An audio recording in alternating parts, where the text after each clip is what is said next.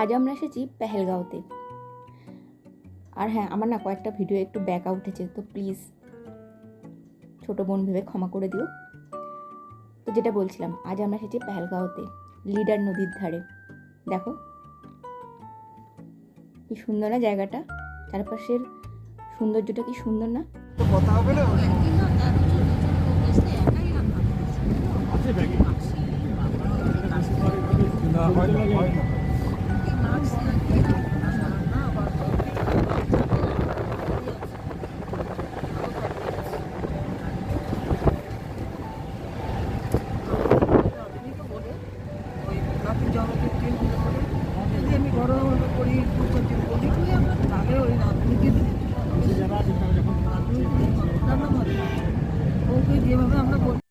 আর এটা হচ্ছে পেহেলগাঁওতে আমাদের হোটেল।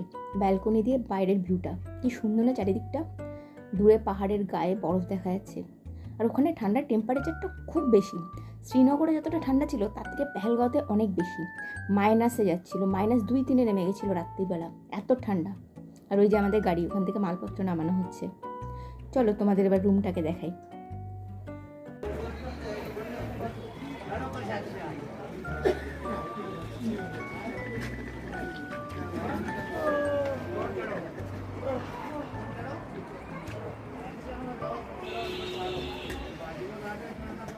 এটা হচ্ছে আমাদের এন্ট্রান্স।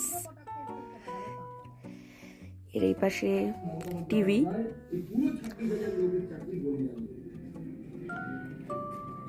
এটা হচ্ছে ওয়াশরুম।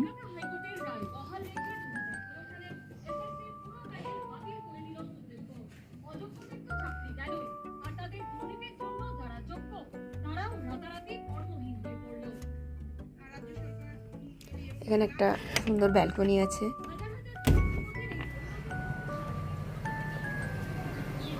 এখানে বেশ সুন্দর ভিউ আছে, পিছনের হোটেলগুলো, পাহাড়, সব কিছুই বেশ সুন্দর দেখা যাচ্ছে। এ পাশেও তাই। আমাদের এই পুরো হোটেলটা কিন্তু কাঠের, রুমগুলোও কাঠের, দেখতেই পাচ্ছ তোমরা। আর আমাদের এই হোটেলটার নাম কিন্তু বেতাব হোটেল। দারুণ না নামটা?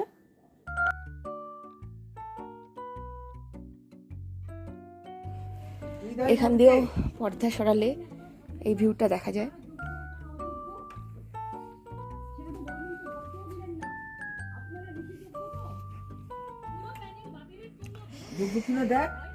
এখানে হচ্ছে, এটা হচ্ছে বিছনা, বেডটা।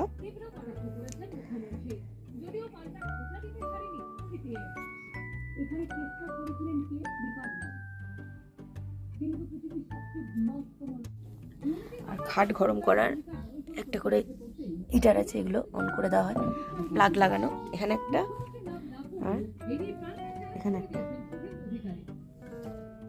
আর এই যে আমরা বেরিয়ে পড়েছি ঘুরতে। প্রথমে যাব আমরা আরু ভ্যালি, তারপর বেতাব ভ্যালি, তারপর যাব আমরা চন্দনবাড়ি, যেখান থেকে অমরনাথ যাত্রা শুরু হয়। কিন্তু আরেকটা টুরিস্ট স্পট আছে, যেটা হলো বৈশরণ ভ্যালি। আমরা সেটাই যাইনি, কারণ এত ঠান্ডা, আর ওখানে উঠতে না ঘোড়ায় যেতে হবে, আর প্রায় 5-6 ঘন্টা রাস্তা যাওয়া আসা মিলিয়ে। তো ওই কারণে আমরা যাইনি ওইটাতে।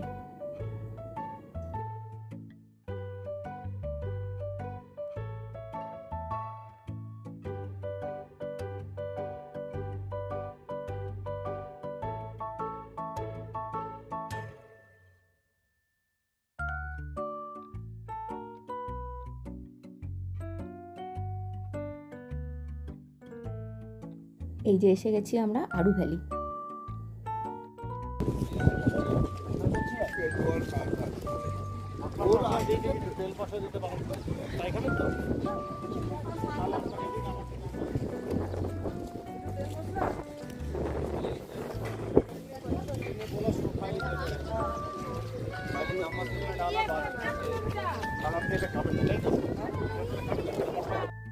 এটা হচ্ছে বেতাব ভ্যালি, যেখানে বেতাব সিনেমাটা শুটিং হয়েছিল, সে সানি দেওলের বেতাব সিনেমা। কিন্তু এখানে আমরা নামিনি, এটা অনেকটা নিচে। আর এখানে নাম তুলতে মা বাবার পায়ে অসুবিধা হয়ে গেলো, আমরা নামিনি, ওপর থেকে দেখেছি, অনেকেই দেখছিল। তাহলে পুরো লোকেশনটা উঠে যাবে।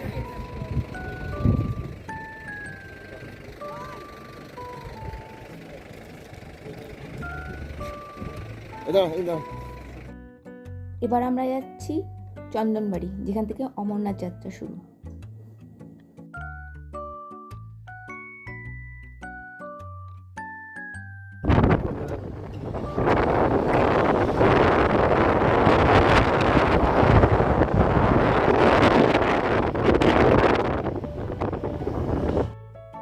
এই যে এইটাই হচ্ছে চন্দনবাড়ি, এখান থেকে অমরনাথ যাত্রা শুরু। আমার মায়ের ডান দিকে ওইখানে জিগজ্যাগ লাইন আছে, ওখান থেকে অমরনাথ যাত্রা শুরু হয়। তাহলে আজকের ভিডিওটা এখানেই শেষ করছি। তোমাদের যদি আমার এই ভিডিওটা ভালো লেগে থাকে তাহলে একটা লাইক করো, আর যদি তোমার পরের ভিডিওটা মিস না করতে চাও তাহলে একটা সাবস্ক্রাইব করো। আর যদি আমার ভিডিও নিয়ে কোনো মতামত থাকে তাহলে অবশ্যই কমেন্টে জানিও। ভালো থেকো, সুস্থ থেকো, দেখা হবে নতুন একটা ব্লগে।